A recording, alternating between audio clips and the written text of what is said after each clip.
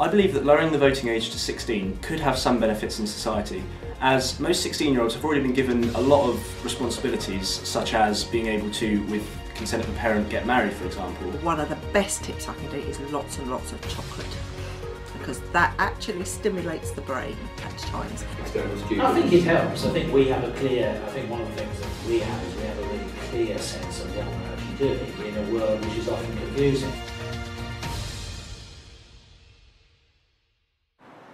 We've managed to get inside the sixth form house, so we can interview some of the sixth formers and ask how they're preparing for their exams.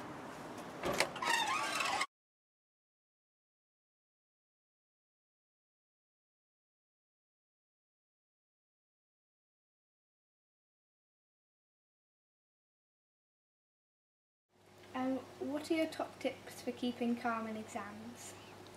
You need to be very, very calm. One thing I would say, which is really important, is to keep drinking lots of water, having downtime to yourself, being able to watch a few TV shows, anything like that, really, really important. What are your hopes for the exam season? I think I want to get really good grades. I want to be able to get back into the sixth form. That would be a really good achievement, and hopefully get grades that will put me in good stead for my A2s. What lessons are you currently studying? At the moment I'm doing English literature, history, media and sociology, which I'm really enjoying. And how is the workload for those? It's tough. It's definitely really tough, but yeah, I'm enjoying it, and the hard work will definitely pay off for sure.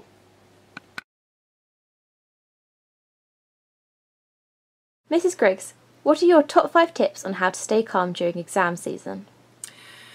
During exam season, you need to make sure that you get plenty of rest. You need to make sure that you eat well, so you sleep well and you eat well. You need also to make sure that you have planned well in advance. And when you plan, you put into that plan lots and lots of rest breaks and treats, so that you spread out your revision. What has the school done for comic relief? Oh well, we do the Sports Relief Mile, and people can choose to either do 1 mile or 3 miles, and it takes a period of their classroom time, which is 50 minutes, and they have to run 7 laps for 1 mile and 21 laps for 3 miles.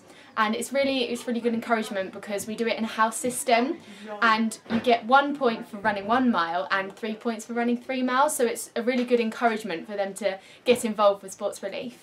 What other house events do you have throughout the year? Oh, we do house netball, which is really, really popular among the younger years mainly, and we do house rowing, which is more competitive because people aren't as familiar with the rowing machines, so we really have to get people involved, but once they're into it, it's really good because they row for a minute each. And we do house tag rugby, which is really good because obviously rugby is a contact sport, but it's not a very good thing to do at the moment with the younger years because they don't know the rules and things. So tag rugby is a really good way for them to get involved, and I think they find it really fun. That's probably one of my favourite events. And then obviously we've got Sports Day, which is popular with most people. Even if you're just watching, people get really involved. And then on Sports Day we also do alternative things. So we do Alternative Sports Day, which is sort of egg and spoon and really fun things. And we also do tennis, which is really good. Thank you, Scarlett. Thank you. Today we're going to be looking at the weather forecast for the UK. In Scotland, we have colder temperatures in the previous part of the week and a mild to moderate chance of rain, whereas in the Midlands it will be slightly colder than Scotland with sunny spells throughout the day, so it will be a very good time to go walking or hiking. And in the south it will be considerably worse than the rest of the country. That's around London, and there's a high of 9 degrees around that area. And in the southeast it will be even colder out with a heavy blanket of cloud. Today from about 11 in the morning till about 7 in the evening it should be quite cloudy, whereas from about 8 PM to 11 it should be slightly clearer, so maybe some sun spells towards later on, and hopefully we can see the moon tonight. tomorrow in the morning from about 6 to 11 it should be cloudy, which should make it quite hard to see the solar eclipse. And then from 12 o'clock till about 11 it should be slightly clearer and hopefully some sun between 2 and 3. Today we have low temperatures of 5 degrees and high ones of 7, and tomorrow we have lows of 4 and highs of 6.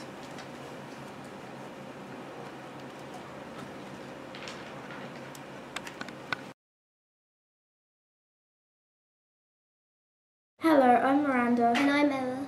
And today we're going to be reporting on Should 16s Vote? We interviewed some children from your school and they're in year 9. Rhiannon said they're too young but should still have an opinion. And Georgia said, yes, you're allowed to do other things at the age of 16, why not vote?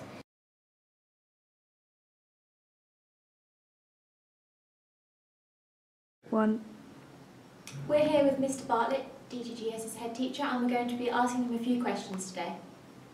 Mr. Bartlett, in recent times, notice broke that GCSEs from September 2017 will be graded as 1 to 9 now, instead of the A to G system. How have you felt about this, and how do you think it is going to affect our school?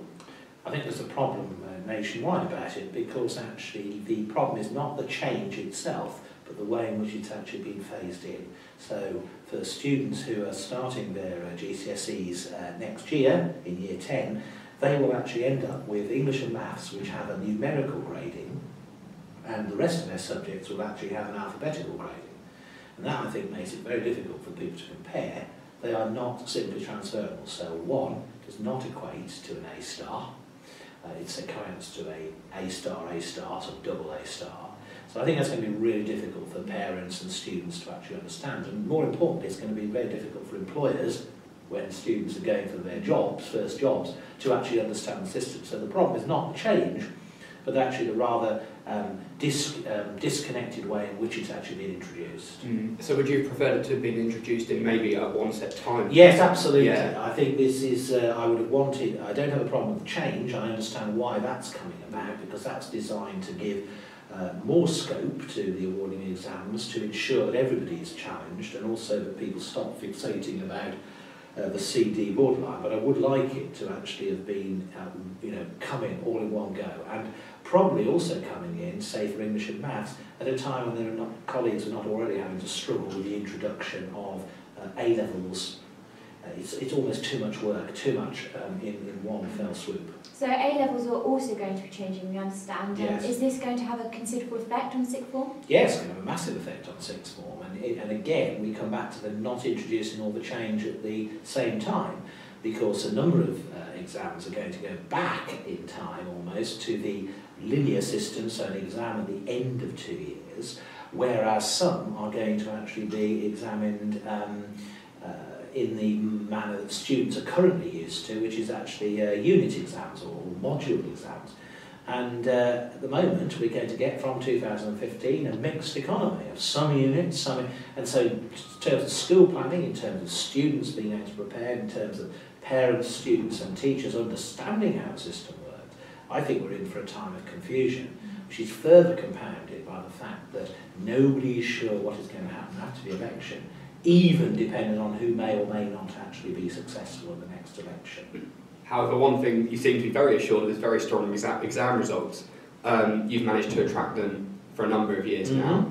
Do you think this is going to help you maybe attract more external students into the sixth form? I know over the last 2 years you've done a very good job in attracting more external students. I think it helps. I think we have a clear, I think one of the things that we have is we have a really clear sense of what we're actually doing in a world which is often confusing. And actually, if you've got a clarity and you are saying we are taking responsibility for the decisions, we're trying to make it clear for learners and parents, then actually that does help in terms of attracting.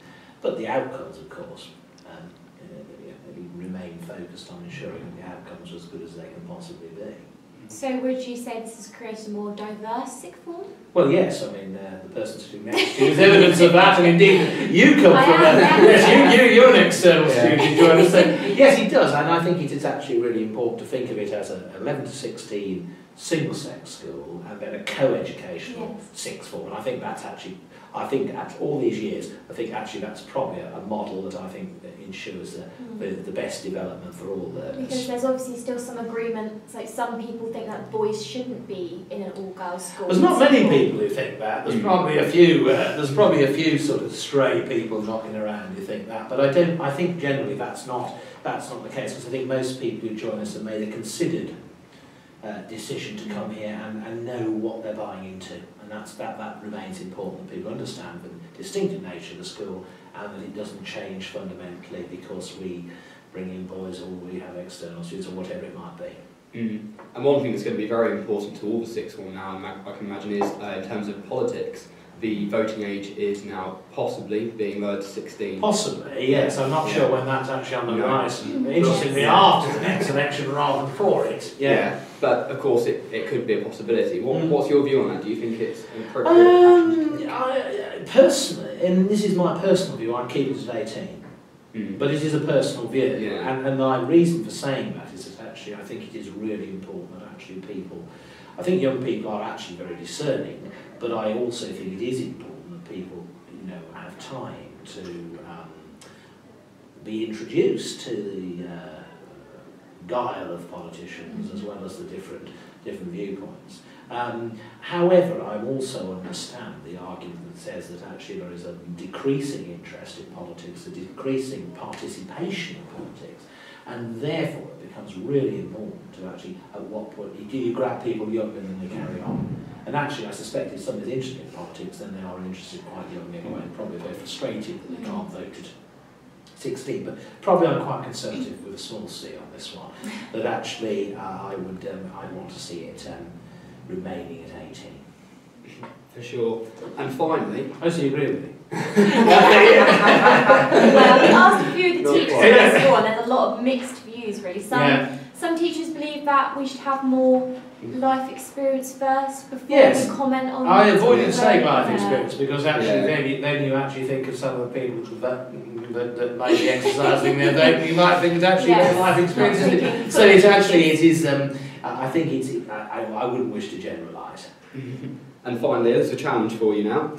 With exam season fastly approaching, we want to know what your 5 top tips would be to keep students calm and relaxed during exam season. To leaven your revision with plenty of breaks and plenty of treats. To not spend excessive amount of time on the areas that you think you're weak at, because sure as eggs are eggs, you would then find that the areas that you're good at come down. To take advantage of all the opportunities that are available to you within the school. To keep calm and as relaxed as it's possible to be, and to have an alternative interest in that period. Thank you very much, Mr. Bartlett. And that's it from us at Dover Grammar School for Girls. Thank you, and back to the studio. Thank you.